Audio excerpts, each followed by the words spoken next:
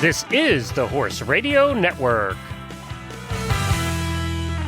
This is episode 31 of Retired Racehorse Radio on the Horse Radio Network, brought to you by Kentucky Performance Products, Casual Products, and Bates Saddles. Retired Racehorse Radio is your guide to the adoption, care, and training of the retired racehorse, brought to you in cooperation with the Retired Racehorse Project and New Vocations Racehorse Adoption.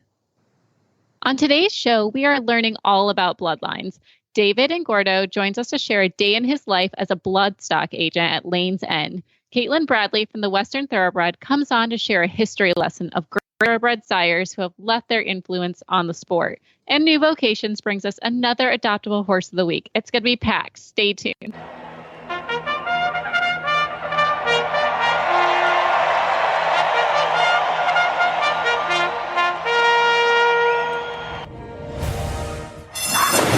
And they're off on Retired Racehorse Radio, the podcast that is your guide to the adoption, care, and training of the retired racehorse.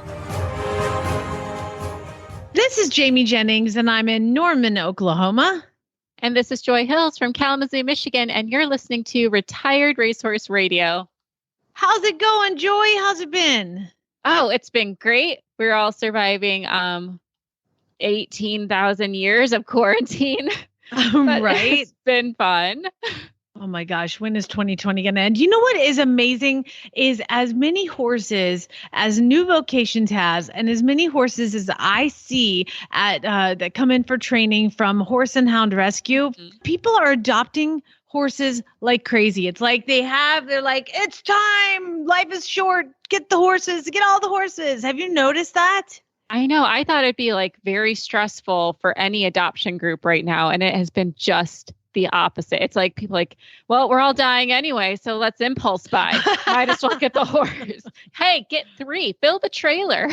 Fill the trailer. Why not? Man, I'm running out of horses. They're all just going to great homes, and I'm super thrilled. Amazing. Yeah, so it's good. Business is good for the adoptable horse. So we're going to highlight one coming up a little bit later. And David Ingordo is our guest, and he is a big deal. Joy, good job getting him. He's I don't know, maybe the guy who bought Zenyatta for his owners. Oh yeah, Zenyatta.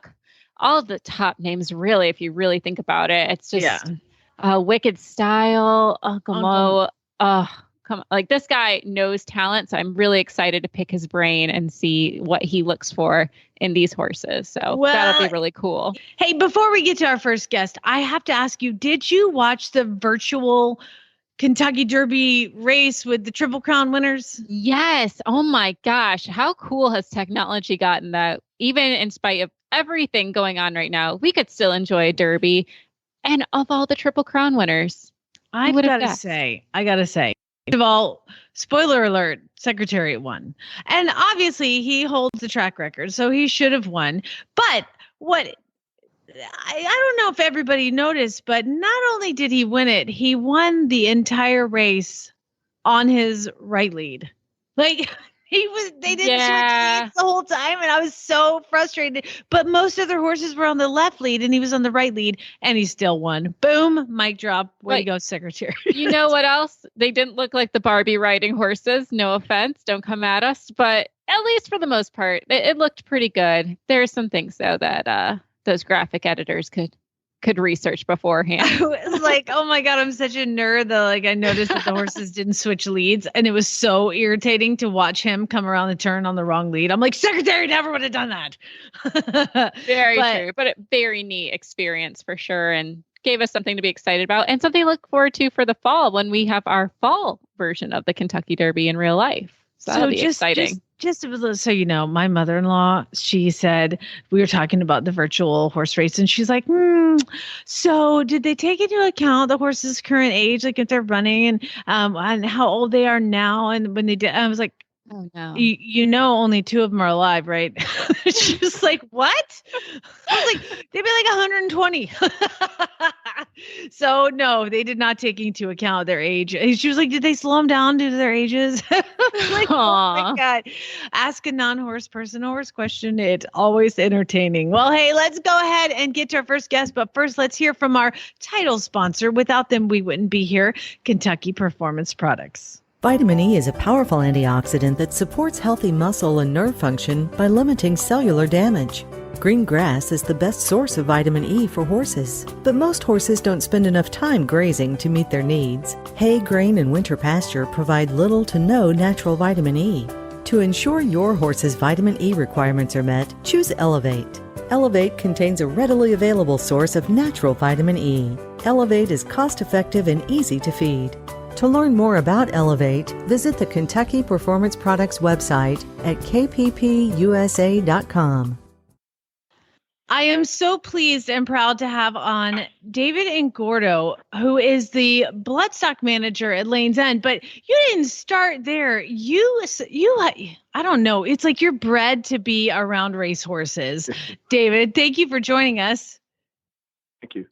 Thank you for having me. It's and that's about as true a statement as you can have. I don't know that my parents set out to breed me for this job, but I think that's what happened. I mean, my gosh, you started working for Bobby Frankel, I read, at the age of 14. And then you were his assistant trainer by 18. I mean, what led you to work for Bobby Frankel at 14 years of age? You know, it's funny. I had no idea you guys would be calling me, but last night I was down in Ocala in my hotel room, and I was watching the 1989 Kentucky Derby where Sunday Silence won. And I was 13 at the time, and my 14th birthday is May 15th. For argument's sake, that Derby was on May 2nd or 4th or whatever it was. And I fell in love with it from there. I mean, I was around it my whole life to that stage, but you know, when you're pressured, your mom or your dad or my grandma in this case, I was like, you got to go into horses. And I didn't really want to. And at a young age, they were encouraging me. And that Derby win by Sunday Silence, because my real father passed away, was P-Val's agent. And, you know, my parents basically raised P-Val with me. He was older, obviously, but I grew up with him. And so it was a big deal. And the next day when my parents got back from Louisville, I was watching it at home in California in Arcadia, right by Santa Anita. And I said, okay, I want to do this. And my real father's best friend, Bobby, was one of them, but I called him Uncle Laz, and I was going to go work for Laz. And my mother ran Bobby Frankel's business and was like, you know, Bobby was part of the family too. And so when Laz passed away, there's a guy named Umberto Ascanio, who was Bobby's longtime assistant, main man. And he said, well, it's a shame Laz passed away, but we wanted you to work with us anyway. And I started there May 15th on my 14th birthday. I had a special permit from the state of California, which you probably couldn't get today. And I went to work, and it's the rest is history. Well, it's funny that Kentucky Derby inspired you, because that's what got me started in the love of racehorses as well. Because Easy Goer, who raced against Sunday Silence and ended up beating him in the Belmont, after seeing that, I wanted a chestnut with a star. I was like, I want an off-the-track thoroughbred, and I want to train him to do things, not racing. And here we are years later hosting Retired Racehorse Radio, and I did get an Easy Goer lookalike, and I'm still searching for the Sunday Silence lookalike. They're hard to come by. They're hard to come by, that's for sure. Well, now let's go to your current job, because working with Bobby Frankel probably taught you more about kind of the eye for horses. Did you ever imagine you'd be doing what you're doing now, which is you're a bloodstock agent for one of the, if not the greatest farms in the country, in my opinion, and the place that houses my favorite mare of all time, Zenyatta? So when I started out at the track, and I ended up, I wasn't going to go to college, and my mother, who's pretty influential in her own right and has a resume that most people would kill for. A little known fact is, I don't know how many degrees she has, but she has several. And Bobby, and there was a guy named Al Schweitzer, who was an old time rider for him, and my dad were there. And I'd, been accepted to a lot of colleges. I went to a very good prep school in California, and actually, it may not seem like it, but I was actually a pretty well-educated kid. I would tease people, because if you know me, you're like, really? The guy can read and write? But so I wasn't going to go to college, and my mother found out, And she said, no, you're going to Kentucky, or, excuse me, you're going to go to college. And I said, well, I want to work with the horses. She said, that's fine. You can go to Kentucky. You can work on the farm in the morning. And I worked at Juddmonte Farms in the morning. And then I would go to university in the afternoon when I went. I wasn't the greatest college student, but I did graduate. And while I was there, I sort of, began to like the farm life. I was around, it was really interesting. I was around Tucson at the racetrack, and I was around Tucson as a broodmare. When I was at Juddmonte, her first foal was Chester House. And I actually worked with him all the way till he was a stallion, and was there the day we put him down. And in hindsight, Wow. this great circle of life, I saw him born, and I was there the day he was put down, and I saw his racing career in between and stallion career. So all this, was sort of germinating with me in the back of my mind. And while I was in college, my father passed away, and I introduced my mother to John Sheriffs. And so we had a couple of trainers in the family. A good family friend was John Sadler. So we had lots of trainers. And even though that was really sort of my dream, I thought, there's not a lot of room at the table for that job in my in my life. What could I do differently? Mm-hmm. And sort of be an adjunct to them.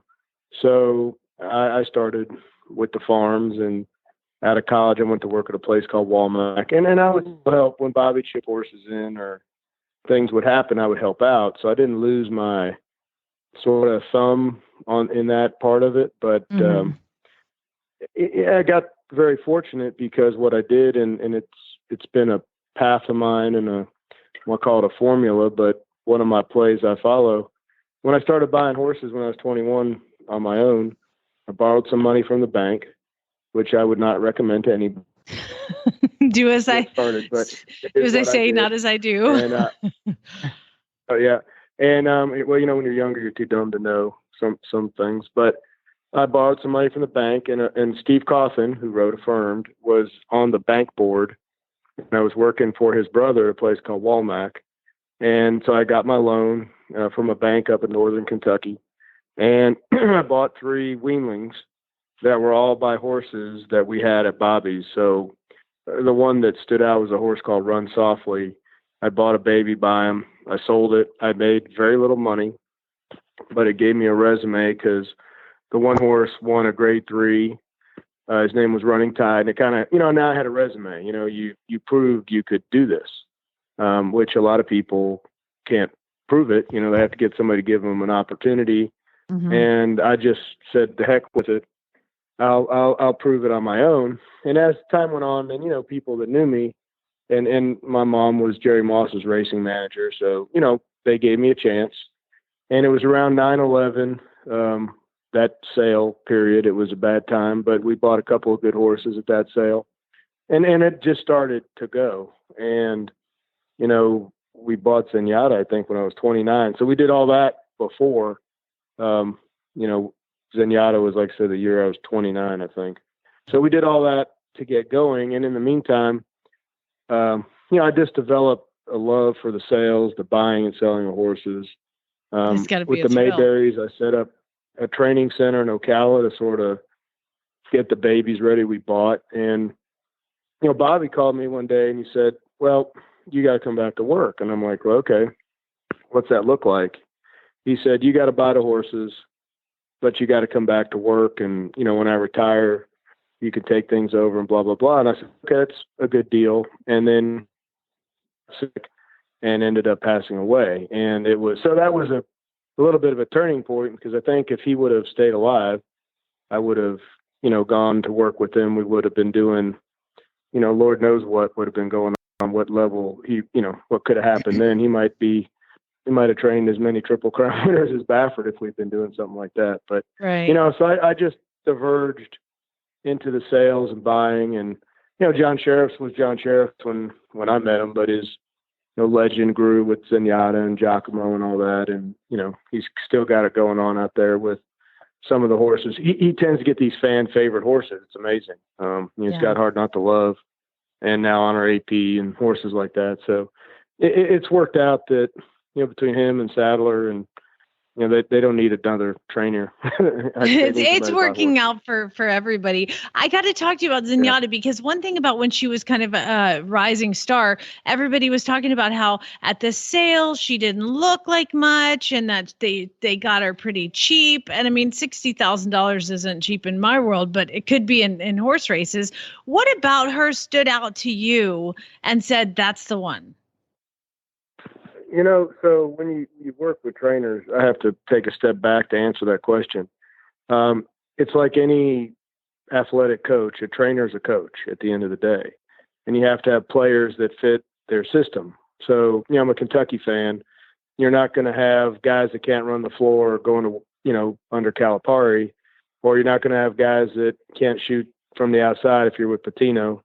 With John Sheriff's, you're not going to send him this little squatty quarter horse. He's going to want something big, rangy, 2 turns.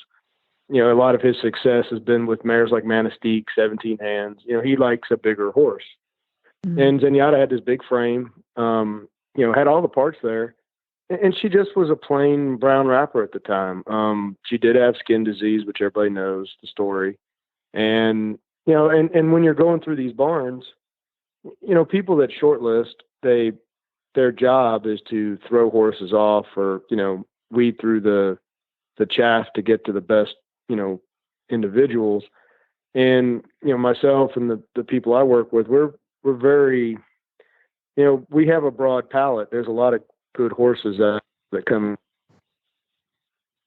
big, raw, boned horse that just needed some time. And, we got her and I thought I bought the wrong horse. I've told the story before too. The day before, actually for a famous basketball coach, a trainer bought the wrong horse for $500,000. And I heard the story and he got stuck with the horse. So when we were going to go bid on HIP 703, I think she was, my mom said, go to 250, 200, 250. I said, yeah, at least, okay. And I got her for 60. I said, son of a gun, did I buy the wrong horse? No. Because we anticipated her to bring more money. So I kind of ran around and the guys chased me with the ticket. And David, come here, you got to sign this. I'm like, hold on. And I saw her head and her face and the blaze. I said, oh, okay, I'm all right. I got the right horse. You're like, and I signed it. I was like, what are you doing? I was like, I think I bought the wrong horse, but I didn't. Okay. And signed it. And, the rest is history. And it was very gratifying to be part of my parents and, Mr. Moss, who gave me an opportunity and I've known since, Lord knows how young I was when I first met him. And it was very, it was cool the whole way around. And he's such a unique horse. And, in today's world where we need more John Sheriffs and horsemen like that and horsewomen like that. And, you're never going to catch him in the FBI scandal. He's right. He's what our game needs. And hopefully, another animal, horse, filly, mare, colt, whatever comes along like that for our game, because we need stories like that. She was an amazing story. I mean, you couldn't make it up with a book, No, I mean, it's just, it's incredible. We were talking earlier about the Triple Crown Kentucky Derby that was just on. And was there any reason that Secretariat should not win that race? Well, I was trying to figure out how they did the simulation, and I was I don't know, right? But I'm watching where all the horses were, and I kind of back and watch some other races to see where they were in their races, and it looks like somehow they must have run the simulation to have the horses have their running styles, and they must have had fractional times on where each one was, but. Yeah, Secretary was the lock of the century there, I thought. And he won the whole thing on his right lead, which was pretty impressive. About one person did a lead change. Yep, exactly. And then there was some of them getting out pretty bad that I don't think they would have in real life either. Well, it's been awesome to talk to you, David. I would love to call you back and pick your brain a little bit more about kind of what how about this? Tell me one thing that is like a complete deal breaker for you looking at a horse, and one thing that is a must have when you are looking at horses to buy. I could tell you where I've been where I've seen, we all have like a Parthenon in our mind of the top horses we've ever personally seen. And it could be, you might have some off the track retired horses that you remember that you thought were special. I remember when I went to Juddmonte and they brought Empire Maker out of his stall as a 2-year-old. He had never left the farm. And I said, holy cow, this is one of the finest animals I've ever seen. I remember seeing Medaglia de Oro for the first time and thinking, holy cow, this is a fine animal. Zenyatta, I can, when she started to turn the corner to be who she was, you could see it was there. Honor Code, I saw him as a yearling. Oh, and I said, holy cow, there is not much like this I've ever seen. And, so you start seeing these horses over time, and they all have a presence. They all have a look. The look can be slightly different. Empire Maker is more length to him. He's like a big panther, when he walked. He had his big, long, slinky walk, big shoulder, but like a longer, more tubular horse, whereas like Honor Code was just this Adonis. I mean, big shoulder, big butt, deep girth, jet black, but they all have the presence. They all look like, they are the one. And, there's a horse called Santa Catalina, I think the Baffer train. She was buying bridled. I saw her as a yearling down at the Claiborne consignment, and I didn't have enough money to buy her. She brought 900, but she was, when I saw her come out, I said, man, this is it right here. So, as you go around, you see these horses, and it comes from seeing them at the track first. I think then you can project down into the younger horses what they need to look like to eventually be these better ones, right? So that was my big advantage, but it's just a presence, and it's a balance, and it's an athleticism. I don't see any good horses. You might see something at Fauner Park or somewhere win that doesn't look like a relation to the kind of horses we're talking about. But the ultra elite horses, they look like movie stars. And I'm watching Charlatan run now, and I don't really remember him from the yearling sale. I have to say I've been kicking myself because I raced his mother with Padua Stables personally. I owned her. We raced her. I bought her as a yearling, and she was that kind of horse. She was a star from the first day I saw her. I actually bought her mother as well. So, it's a family I knew, and here's this horse, and I could tell you what farm I was at when I saw her the first time, what barn, and she was the goods then. And they have it, they have the wow factor, the it factor, confidence. And, they have to stay sound and jump through the hoops, obviously. But, that's what I look for. They have to have the presence to go with their athleticism. And, then you can pick them apart from there. None of them are perfect. But if a horse now, what I don't want, if they walk out and they got a bad attitude and, they just don't, they look, I don't know if it's disingenuine or ungenuine or common, is the easiest word. They don't look the part and they got a bad attitude and, they just, it's like a person that is, just not got their heart in it. You can't get the best out of somebody like that. And when I see horses like that, I just have no interest. That's fascinating. That is not the answer I thought I was going to hear. So that's cool. Well, David, as always, thank you so much for joining us. And I hope we can have you back on again very soon. I appreciate it. Appreciate your time. Yeah, thanks. Good job with all the work you guys do with the horse off the track and stuff. And anything we can ever do to help you, let me know. Okay, well, then if that's the case, I'll take Zenyatta when she retires. I'll be happy to give her a good home.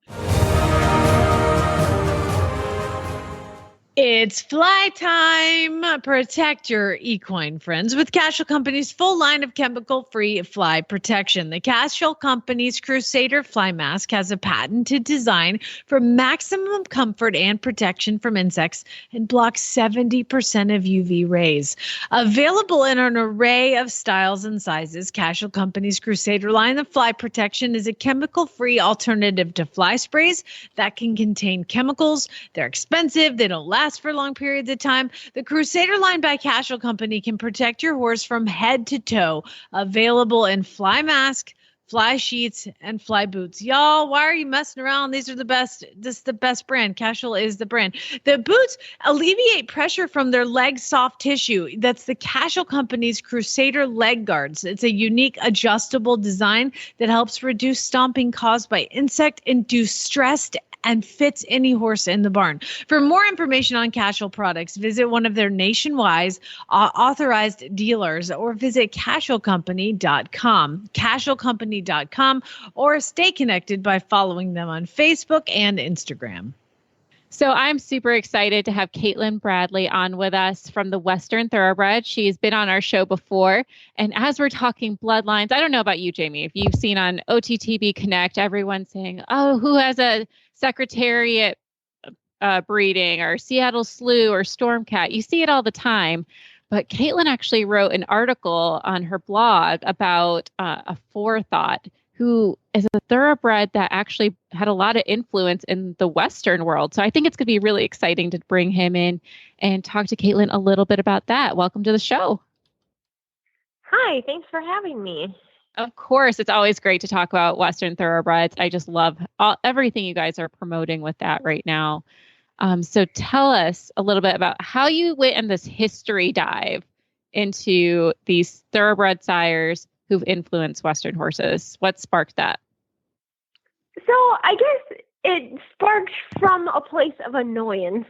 When I used to go to barrel races with my thoroughbreds, people would ask questions, and a lot of their questions ended up being condescending, and they didn't realize that the horses that they were on had a very high percentage thoroughbred as well. So while I may have been on a horse registered with the Jockey Club, their American quarter horses registered with the AQHA may have had 50 to 75% thoroughbred, and they just didn't realize it. So to kind of break down those walls and stop the annoying questions, I kind of started researching. Yeah, I started researching as much as I could, and then just putting that out there for people to read, hoping that maybe the people that needed to see it most would. So this whole thing came from an effort for you to say, suck it. That is true. Knowledge is power. Knowledge is power, and I support. Yes, I guess saying suck it in a nice way. So what made you land on a forethought? What stood out about him? So I actually have a long list of horses in my phone, probably over 100. And anytime I come across a pedigree for a quarter horse that has a thoroughbred in it, I write that horse down and store it away and hope that one day I will find a photo and more information about them and have time to write. Because I think that there's a ton of horses that are deserving of being recognized that we've kind of forgotten about. And a forethought, he's pretty special because he comes from absolute thoroughbred royalty, and he made a big impact in the racing and barrel racing industries in the AQHA world. So pretty neat. He is actually a full brother to a horse called Tawi, and she, I believe she's on the list of the top 100 thoroughbred racehorses of last century. So she's pretty accomplished, and he's also a half brother to Dr. Fager, who was an incredible sprinter. So he couldn't have been bred better for thoroughbred racing, but he was kind of a flunk, and he ended up catching the eye of quarter horse breeders, and the rest is history. That's pretty interesting. I'm like looking at the pictures that you found too, and I'm like, this is a chunky horse. Like, this is not what I think of when I think of a modern day racehorse. You know, he's got that quarter horse look, and it's kind of hard to even imagine. You know, if I saw him, you just brought that picture, I would not guess he is a thoroughbred. I wouldn't. And it's funny you say that, because I like to tell people all the time when they bring up that, you know, this thoroughbred looks like a quarter horse. Mm-hmm. If you think about it, quarter horses are actually the ones that look like thoroughbreds because from the very beginning, let's say the 1800s, before the Jockey Club was established in the United States and long before the American Quarter Horse Association, the two kind of arose from the same stock here in the United States. Mm-hmm. So that's the root of some of their similarities. But further than that, even after the American Quarter Horse Association was established, thoroughbreds continued to be super influential in that breeding. And a few thoroughbreds were actually registered as full quarter horses. Mm-hmm. And many to this day are still regularly interbred. So we see that recently with Into Mischief and My Totally being offered to quarter horse mares, but that actually happens all the time. And there's thoroughbreds all over, mostly in the southern United States, that tend to stand to both thoroughbreds and quarter horse mares, but we see it all over. So pretty cool. Absolutely fascinating. I think it's wonderful personally, because I also get annoyed when I see the quarter horse people who are like, oh, it's just a thoroughbred, can't compete. I was like, you're on a thoroughbred, basically, at the end of the day. You start to backtrack it. So essentially they are. Yes. What is the benefit then of having that thoroughbred blood? You're a barrel racer yourself. What's the benefit of having that in there compared to just, what most people think of as a quarter horse? Well, and even what most people think of as a quarter horse is still going to be anywhere from, say, 25 to 50% thoroughbred in 8 generations. So the ones that tend to have the least amount of thoroughbred breeding, we usually refer to them as being cowbred, because that's the lines they come from, is like cutting horse lines or on, the types that were used more traditionally on ranches and maybe didn't have as much thoroughbred influence. Mm-hmm. And the horses, they tend to be very turny. They tend to be really catty, but they sometimes lack the speed. So a lot of people right now are very hot on the cow race bred combo, and that gives you the speed that you need between the barrels and also enough turn. So I would say the benefit to having the race blood in there is the addition of the speed and the athleticism. But on a full-blooded thoroughbred, you're not necessarily lacking any of the turn and the cattiness if you know what to look for. And it may take a little longer for you to find the exact horse you're looking for, and it may take a little bit more time in developing that. But on a full-blooded thoroughbred, you're definitely not lacking speed, and you can definitely train them to be just as catty as anything else out there. Interesting. So when you're looking for, you're off the tracks that you're bringing along for this, are there bloodlines that you look out for in particular? I try to. I really enjoy the more sprint bred horses. Those tend to have that fast twitch muscle composition you need for starting quick and stopping quick and raiding around a turn. So anything that's sprint bred or had success racing short is something good to look for. Now, horses that I tend to see do really well in barrel racing that are full-blooded thoroughbred would be anything Swiss Yodeler. He passed away. He stood in California, but you see some sport horses by him, and it seems like every single barrel horse I've seen by Swiss Yodeler is pretty exceptional. And then another one would be Salt Lake. He also stood out west, just an absolutely incredibly beautiful horse. If you ever look him up, he just passed away a few years ago too, but he also covered quarter horse mares. So that's something I also look for. If a stallion is covering quarter horse mares, that's a pretty good indication that there's something quarter horse breeders like about them, and they'll probably be athletic enough to do a Western sport as well. So Salt Lake, and Salt Lake actually still has his son standing at the 4-6's ranch, which is one of the most famous ranches in the nation, and his son Six's Country has won some really big awards in AQHA roping, and they actually used to stand a full thoroughbred by Salt Lake that he unfortunately passed away, but not before he sired some really great barrel horses too. So there's just a ton of thoroughbreds in the Western industry that people may not be aware of, but they are out there. Very cool. I think this has been absolutely fascinating. And I definitely didn't know the difference between kind of that more cow stock breeding versus more of the Western barrel racing sport, that there is that percentage difference. So I learned something new today. Thank you for that. Where do you do your research at? If people want to look into their bloodlines for their horse and kind of see who made them what they are, do you have any resources that you recommend people to reach out to for that?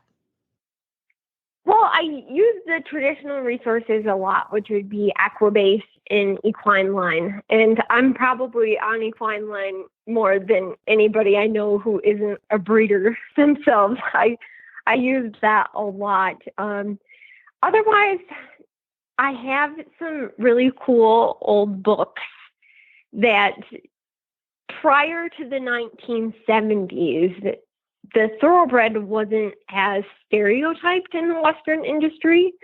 So if you can get your hands on old books that predates that kind of negative stigma that arose, they have some really great information in there about thoroughbreds that were influential.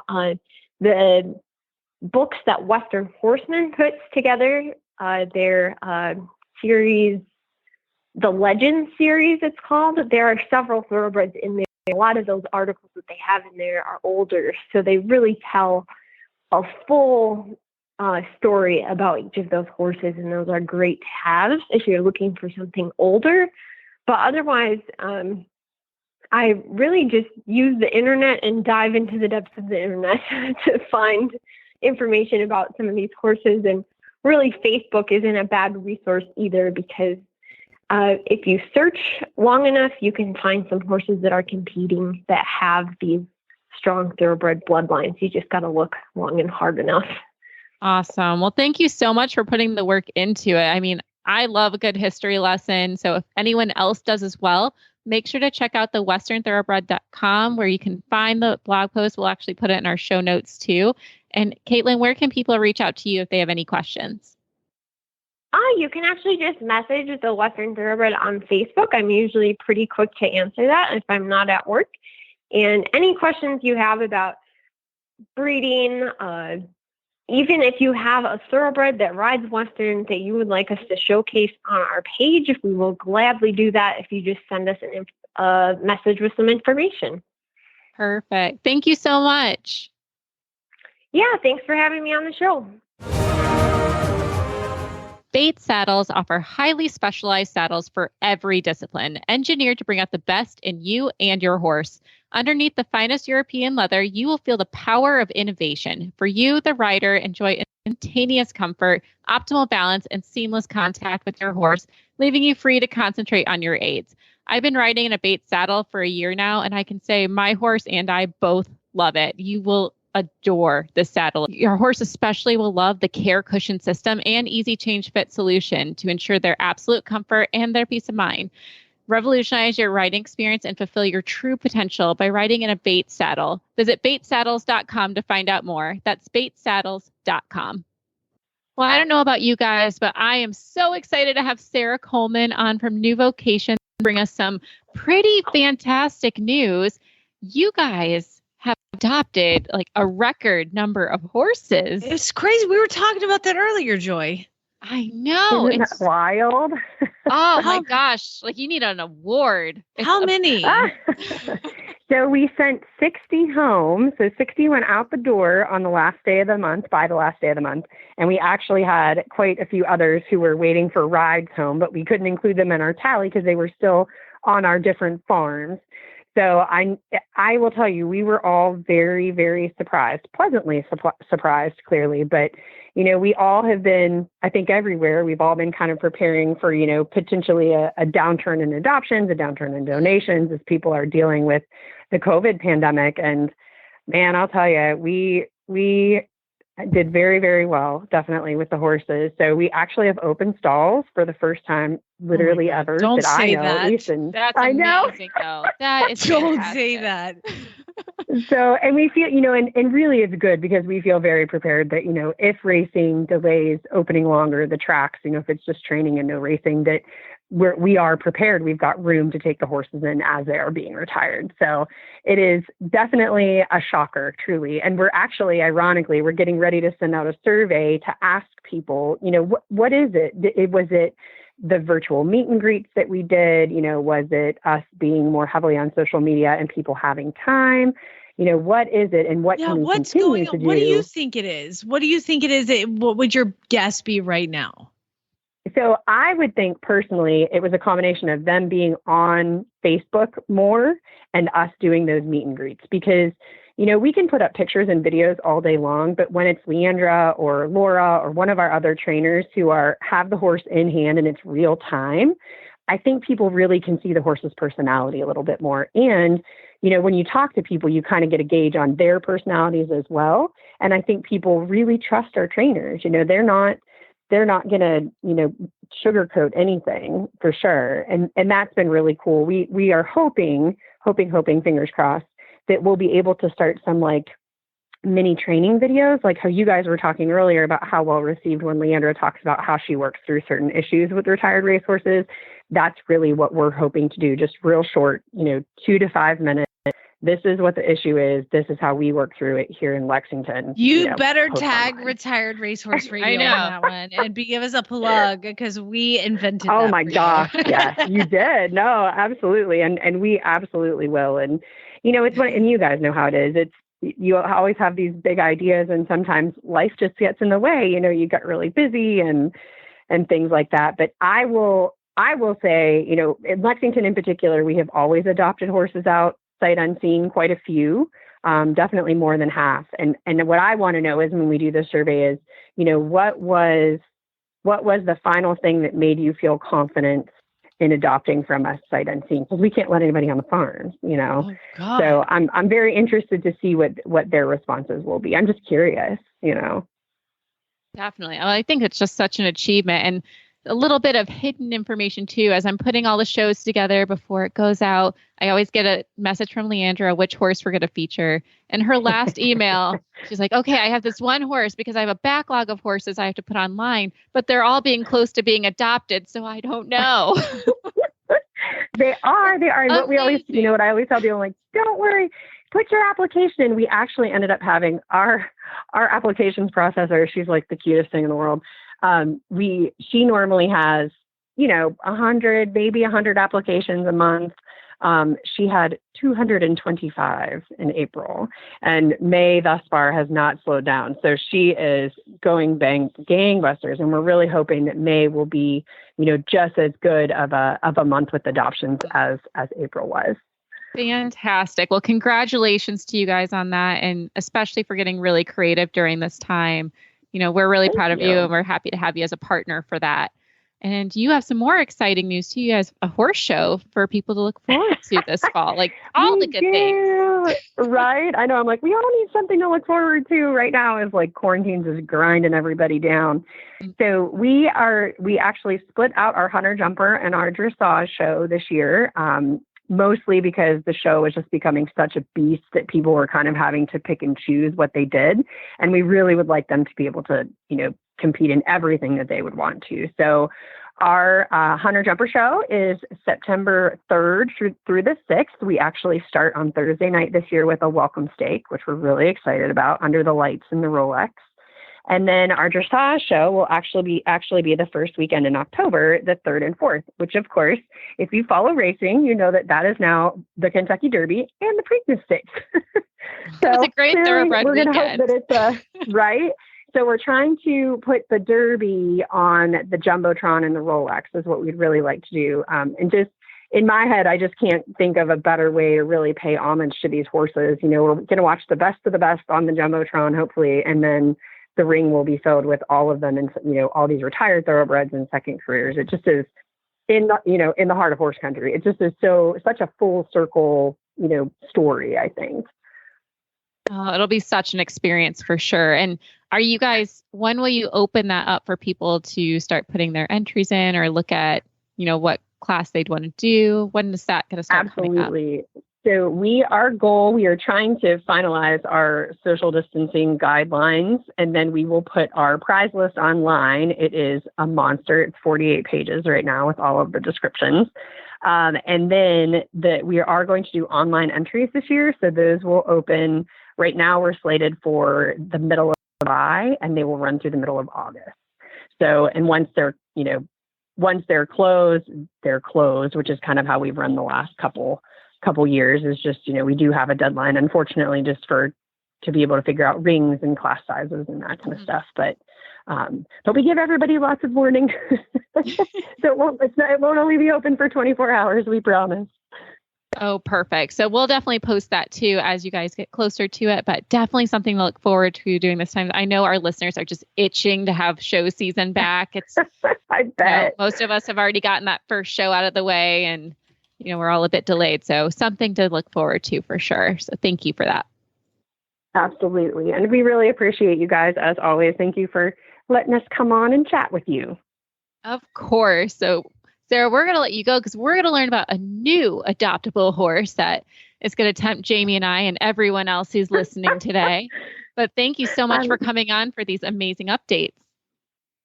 As usual, we have Leandra on to talk about our adoptable horse of the week, but I've got to surprise her with a training question first. I don't tell her what we're going to talk about at all. I just throw it out there. So my question is, Leandra, today, what is one of the most common issues that you see with horses coming off the track to you, and what do you do to fix it?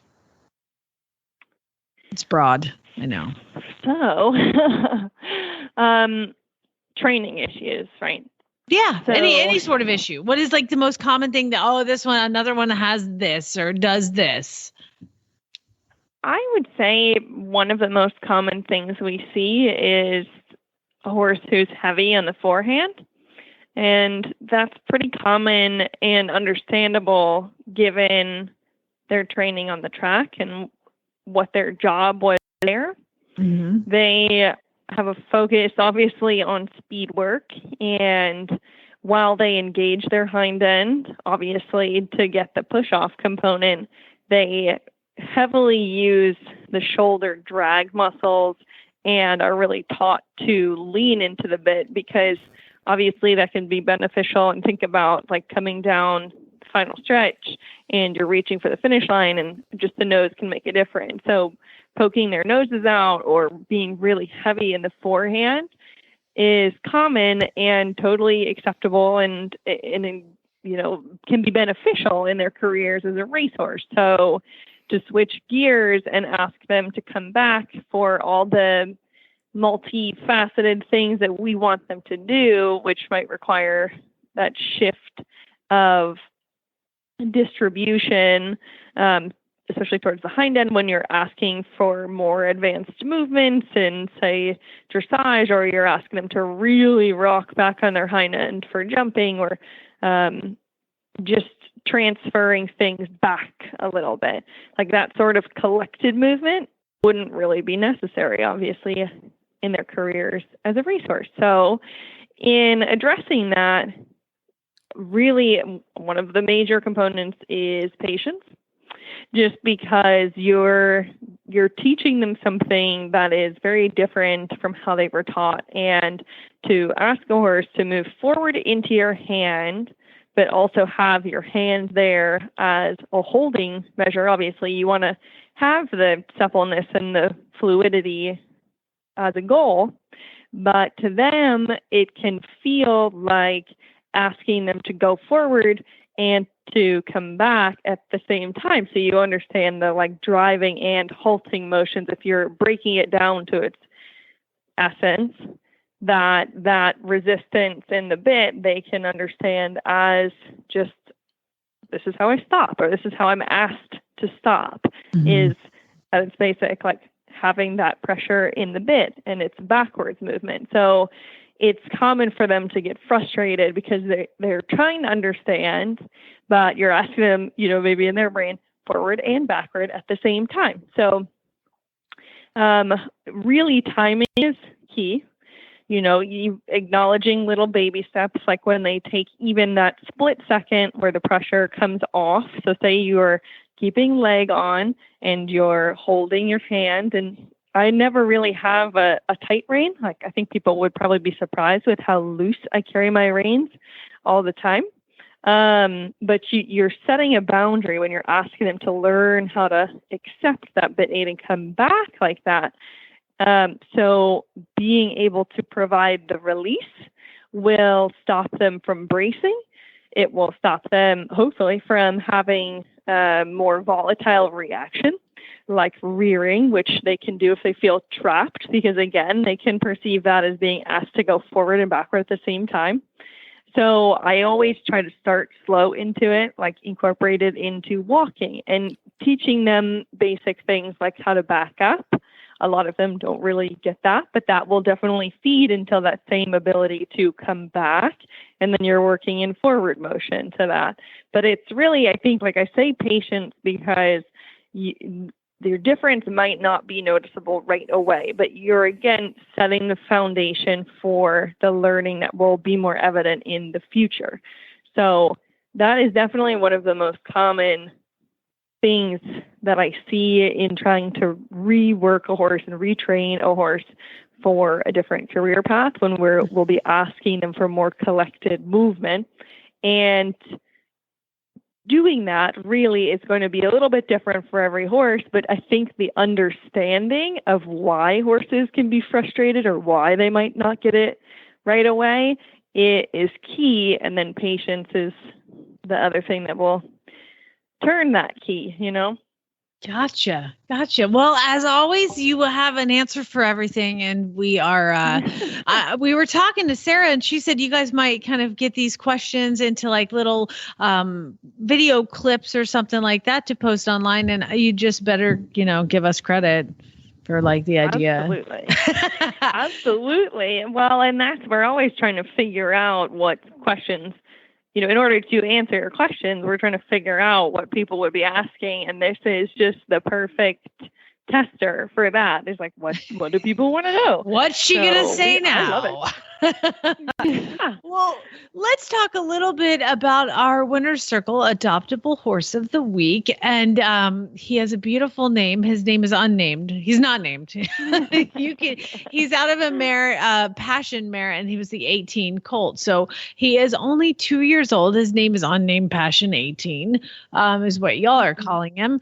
And he is 2 years old. But what are y'all feeding him? Good God, he looks like he's 6. Yeah, he's growing like a weed.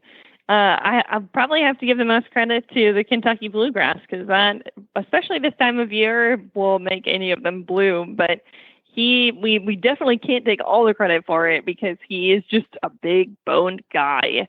And it's no surprise, given that his sire is Union Rags, who's a big chunker at 16 3 hands and just built like a brick house. So there's genetics in there. Obviously, we're thrilled with the tribute grain that we feed them, and Kentucky bluegrass right there. Man, what that magic is that? I mean, that's just, I would kill to have my 2-year-olds look full and healthy. And so tell us a little bit about him. Have you guys, did he race? What's the story? So he didn't race. And that's why he's able to still be unnamed. What he's got is a unique situation that, we see a lot of horses in the program. So I'm always sort of intrigued by the ones who have situations that I haven't seen before. And this is one of those, where he has irregularly large veins in his right front leg. And the people who donated him, in hopes to get him pointed in the direction of being a racehorse, had actually done surgery to try to correct the blood flow that was making these veins irregularly large, but it didn't fix it. His body just wants to be like that, but at this point, it's just a cosmetic issue. But it kind of makes that leg look a little lumpier, but if you're not looking for it, you don't really see it. So his race connections had decided to retire him from his pursuits of being a racehorse and sent him to us. And fortunately, he had already been started, so we didn't even have to cover that. And by started, I mean backed. So he had already been ridden. He had months of work under saddle already.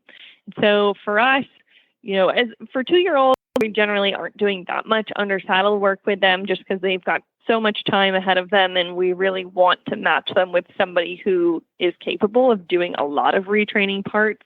So we did a lot of groundwork with him. We have sat on him, and he's really easy to work with under saddle. His personality on the ground is definitely that of the class clown. That's his personality through and through. So he has some babyish mouthiness, but he is just genuinely a good, sweet horse who's just like a little kid. He's just likes to investigate new situations. He's really curious. He's very brave. We'd put him through the jump shoot over little tiny jumps, and he just tackles every challenge we throw at him with zeal. So we're just thrilled with how he's progressing, and I think he's going to grow up to be a really stinking handsome guy just from the way he looks already, and he's just built to be a sport horse. I think I just see stars in his future.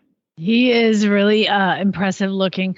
So I've never heard of a horse that had like large veins on a leg. What? I've never heard of that before. Yes, it's not common. Definitely not common. That is crazy. Okay, well, it's not hurting his performance, and so he's sound, he's healthy, he's happy, he's ready to go. Absolutely. Oh my gosh, you guys, this is like a steal. His adoption fee is a whopping $500. So go get yourself a Union Rags baby. Oh my gosh, super impressive. Yeah. And as always, Leandra, it has been a pleasure having you on this episode. Well, thank you for having me.